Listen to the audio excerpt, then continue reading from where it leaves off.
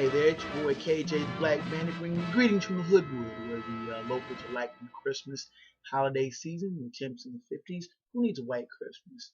Let's talk about sports here, and leading off, now we're down to two. Alabama and Notre Dame. Alabama survived a strong effort by the Georgia Bulldogs last Saturday to win the SEC title, 33-28. And some puzzling play calling at the very end made it kind of an ill finish to an otherwise well played game. And I think personally that was your national championship. Two best teams, as I've said before, and I'm no SEC honk by any means. Uh, but Alabama and Georgia were the two best teams, and everybody likes to talk about Notre Dame. When Alabama plays Notre Dame here next month, you will see, Notre Dame will see, and a lot of the nation will see that Alabama is the best team, and they have proven to be the best team. The game against Texas A&M notwithstanding, it's easy to see. Notre Dame will not have the speed to keep up with the SEC team. Manti Te'o was a phenomenal player, but give Nick Saban a month to prepare, he's going to find a way to neutralize it. And you heard it here first, and a lot of people are saying, oh, that Notre Dame is a team of destiny, and Brian Kelly's an offensive wizard, and this, and that. But I don't think Notre Dame's going to have the horses to stand up to Alabama, and that was going to win pretty handily. And people are saying that, oh, Notre Dame is, the 12-0, and why don't you like them? And they went to Oklahoma and won. They went to USC and won, beating USC with a freshman quarterback and not stomping them, just beating them. And then playing 9 home games. And yes, I said 9 home games because a home game in Dublin, Ireland, and a home game in Soldier Field in Chicago, you might as well just go ahead and say those are friendly confines of Notre Dame Stadium. Bottom line is that Notre Dame will lose to Alabama and lose rather handily. And people will lambaste me about this all you want, but look at here. Alabama beats Notre Dame handily. Okay, moving right along, staying in college football. I'm going to handicap Heisman now. There are 3 finalists that were named on Monday. Colin Klein of Kansas State, Johnny Manziel, or better known as Johnny Football, redshirt freshman from Texas A&M, and Manti Te'o, the standout linebacker from Notre Dame.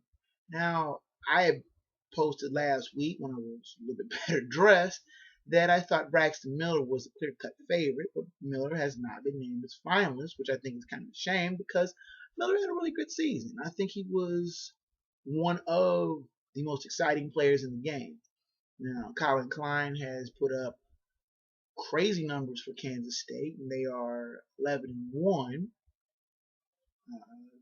Johnny Football didn't take A&M to the SEC title game or even, was in contention, but he did lead Texas A&M to Alabama's own loss and has played outstanding the whole season. And now there's been plenty of superlatives about Manti Te'o, that he is a great linebacker. No one's disputing that here. He's a great linebacker, a defensive player who changes the game. And as I notated last week, I don't think a defensive player should win the Heisman. I mean, Charlie Woodson did so in '97, but he was playing both ways, both sides of the ball. There hasn't been a defensive player that has won, or I should say to be in contention for the Heisman, a purely defensive player, since Hugh Green of Pitt back in 1980 when he finished second to George Rogers of South Carolina. I don't think that this defensive player, no matter how good he is going to win the Heisman.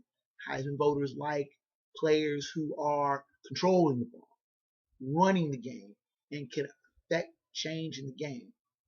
Colin Klein, great quarterback, but I just don't think he's going to have the kind of, I don't want to call it sexy profile, but he's not going to have the kind of profile that Johnny Football has. Manziel, albeit being a redshirt freshman, has put up the kind of numbers that have impressed a lot of people, including your humble scribe. And I think that Manziel will win the Heisman, be the first first freshman to win the Heisman ever, and Texas A&M's first winner since John David Crow in 1957. That 55 years since the Aggies have had someone toting home the Heisman. And side note, John David Crow shouldn't have won the Heisman that year. Jim Brown should have. But I'm not even going to get into all that. One more topic on college football. Now, Rutgers of the Big East and Maryland of ACC are now jumping to the Big Ten. And I'm sorry, I cannot picture the State College of New Jersey and the University of Maryland in College Park, which is just outside of Washington, D.C., being parts of the Heartland Conference, Big Ten. Cold winters, 3 yards in a cloud of dust. It's a cash grab. Everybody knows that. Rutgers and Maryland are both trying to get a piece of the big money that the Big Ten Network has become. And the Big Ten Network sees Rutgers and Maryland as a chance to get into untapped media markets. Rutgers being just outside the New York City area, and of course, Maryland being outside of Washington, D.C. It's a cash grab. Both teams are middling best in both football and basketball. Rutgers is better than football. Maryland is better than basketball. Maryland won a national title back in 2002, but those glory days have been few and far between for the Terrapins, and Rutgers, really until the last 5-10 years ago, wasn't even really a player on the college football circuit. Now, they did share the Big East title this year, and that was their first conference title, believe it or not. I have a hard time believing that Rutgers and Maryland are true Big Ten type teams. I know that Nebraska became the 12th team in the Big Ten, becoming a full-time member. That is more of a more Big Ten team. I always thought that Nebraska was a better Big Ten team. I thought Missouri should have went to the Big Ten as well. They went to the SEC, but I digress. What the point is now you have all of these shifts with Rutgers of the Big East, Maryland ACC moving. Now the ACC is going to decide, well, we're going to grab another school. And now they grab Louisville. Louisville also the Big East. Now, UConn and my alma mater, Cincinnati, have expressed their interest in going to the ACC. And I think that would be a good fit for both football and basketball. I think they could really compete with teams in the ACC on both scales. More so in football than in basketball. I think they could hold their own in basketball, and I think they could be a top team in football. But the ACC is waiting. They're going to let them hang a while. They're going to let them kind of sit and kind of, be in the lurch. Meanwhile, the Big East is coming apart at the seams, having lost 4 members within the last, 18 months. West Virginia pulling up stakes and going to the Big 12, for reasons I still can't figure out. Pitt and Syracuse have already jumped to the ACC, and now Louisville following suit. Other schools are looking to jump themselves. Reportedly, Florida and Miami are very interested in SEC. And SEC would love to just be a dominant presence in the state of Florida. If they have all 3 of the major teams in that state, they're going to be pretty strong in recruiting wise and in a fan base. This merry-go-round, I've said before, is purely football driven, and I don't know what's going to do to my favorite sport, college basketball. I mean, you look at the teams that are jumping here and there. Look at the conferences. Look at the way they're being shaped up now. Look at basketball powers like Kansas, like UConn. That's just to name a couple of teams, but now they're having to kind of be in the lurch because their football brethren are not deemed not strong enough to be picked up by another of the super conferences. And the BCS is trying this mad drive to this 5 super conferences. I mean, they wanted a playoff. And now it's going to be where the 4 or 5 teams that are in these super conferences are all going to be left for playing for a national championship in college football. And college basketball is just simply going to be a mess. You're not going to have 16 teams in one conference trying to play off a conference title. It's a logistic and scheduling nightmare. And the schools like my beloved alma mater are being caught in the lurch. And I think that's wrong. I think this is a cash grab, and at the end of the day, when there's nowhere left to move and there's nowhere left to jump, then you're going to have one big conglomerate mess, and no one's going to be the better for it. Certainly not the schools, certainly not the players, and definitely not the fans. Shifting gears into baseball now, the newest Hall of Fame class was recently announced, and no one's surprised. All-time home run leader Barry Bonds, strikeout king Roger Clemens, and slamming Sammy Sosa were making their respective debuts on the ballot. And the resumes of these players normally would make them dead on locks for plaques and Cooper's towel, but the lingering fallout for the alleged performance-enhancing drugs use is like a cloud over the players' resumes. There was an article written by John Arardi of the Cincinnati Enquirer, and he said he's not going to vote. He has a Hall of Fame vote. He's made it plain and simple. He's not voting for Bonds, Clemens, or Sosa to keep the Hall clean. Now, that's not one of the biggest crocs in the world. I don't know what is, because it was a well-known fact that players in the pre-steroid era gobbled what were known as greenies to keep them alert and awake. They were amphetamines, and that was I won't call it a well-kept secret. It was more like a poorly kept secret.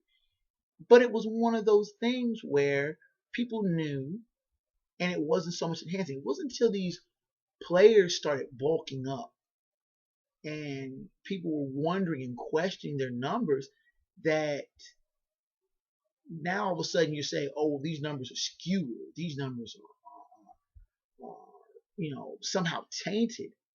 And it wasn't a level playing field. Well, if you really want to think about it, a lot of players were using some sort of performance enhancing to keep up.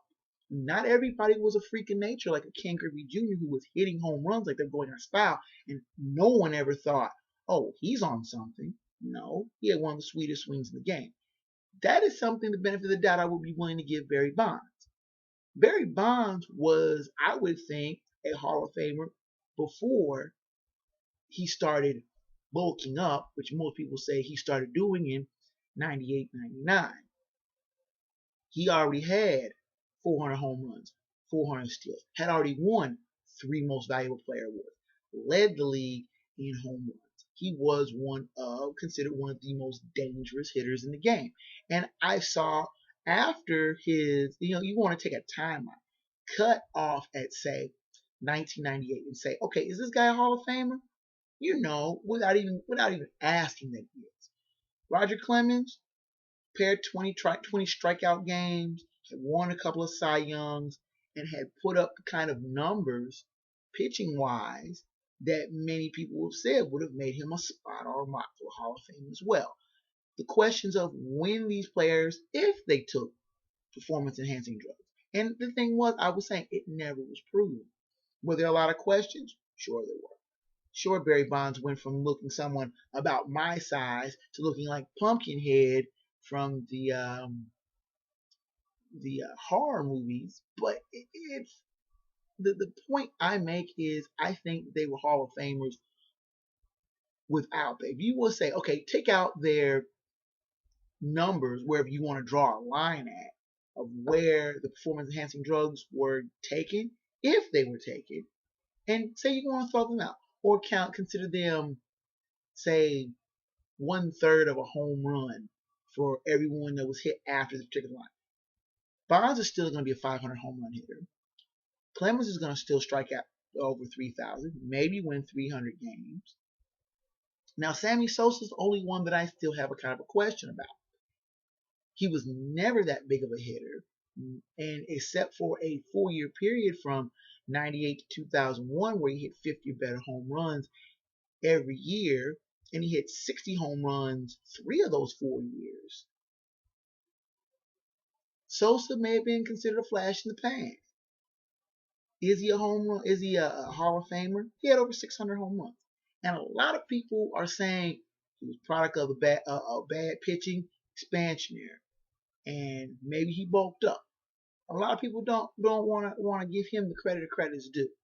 And I've heard many a writer, pundits say, well, we're going to make these guys wait. What's waiting 11 years? 5, 10, 11 years. And I always thought Tony Perez had to wait 12 years, 12, 13 years before he finally got in. How was his numbers any different from when he retired to when he was finally elected to the Hall of Fame? There is none. You know it and I know it. What I want to know is how Major League Baseball is going to rectify the so-called steroid era, where they say, oh, there wasn't a level playing field. I think the playing field was a lot more level. If you compare, say, Babe Ruth to Hank Aaron, Babe Ruth never played west of St. Louis. Hank Aaron played at night. He played against specialized. There's 2 different eras. It's the same numbers, but 2 different eras. I think you may need to start looking with a bit of a jaundiced eye toward steroid era users and say different era. The contemporaries, they were playing against contemporaries who were more or less doing the same thing. And again, you don't have the proof that they've done it. Then are you going to punish a Jeff Bagwell? Are you going to punish a Mike Piazza just because they played in that era? Never had any questions about performance enhancing drugs use, but they played in that era. Are you going to paint them with that same brush? I think doing that is wrong. I'm not saying turn a blind eye to performance enhancing drugs. There's no place for it in the game. But until you have somebody that's proven something, until you have proven allegations, then you need to leave it alone. I think Bonds and Clemens should be first ballot Hall of Famers. Now, anybody who knows me knows I follow the NBA kind of on a fringe basis, but they know I detest the San Antonio Spurs and the love that the media gives them. Spurs play the game the right way. And I think that the NBA was right in coming down on San Antonio Spurs and their coach Greg Popovich for resting his stars against the Miami Heat last week, and he got it. And the Spurs got a $250,000 fine for that. Pop decided to end the road trip, this long road trip that Tim Duncan, Tony Parker, and Manu Ginobili should rest. He sent them home. The problem is the last game of that road trip was a nationally televised game against the Miami Heat. Well, just seems like that old Pop didn't want to see his Spurs get humiliated by the younger, fresher, faster Miami Heat. Never mind that Heat had jacked up ticket prices for fans, and there was Spurs' only trip to Miami unless the Spurs get back to the NBA Finals in June. You're not going to see the Spurs anymore. And many people were like, well, the Spurs needed a rest. It's November. It's not March. It's not April. You're not in the middle of a grind. You're not at the end of the grinding season. You're at the beginning of the season. They hadn't played back-to-backs for, coming into that game against Miami. And I think that Pop was trying to save his team the mental anguish of being beaten soundly by the defending NBA champs. Now, the Miami Heat aren't a perfect team. They are flawed in a lot of ways. But I think Spurs are old. And I think that Miami would have ran them off the court on national TV. Now, the Spurs can defend and say, well, we played them tough. Spurs did with most of their reserves playing, lead most of the game until Ray Allen hit a clutch 3-point jumper late in the fourth quarter to help the Heat pull out the win. And Pop was more or less arrogant about it, saying, yeah, so I benched them, I sent them home, so what? It's a long road trip. I think that David Stern was right for once. Well, he's been right quite a few times, but in this thing, he was right. He should have fired the Spurs. He should have fired Popovich. You're not putting your best product out there. I can understand resting players. There's certain times where you're going, you need to slug through it. You're professionals. You're being paid millions of dollars, and you're tired in November. Like I said, I can see doing it in March and April, but doing it in, say, November when it was done, that's Bush. Here's a section that I forgot to put in last week. It's going to be called the Fat Dap and Head Slap. Basically, Fat Dap is giving kudos to those who deserve in the world of sports, and Head Slap is to those who deserve a slap upside the head and saying, what were you thinking? Okay, the week's Fat Dap goes to Kobe Bryant, the never scared to shoot guard of the LA Lakers, who just passed the 30,000 point career mark and becomes only the 5th NBA player to score over 30,000 points and the youngest by a year and 72 days over Wilt Chamberlain.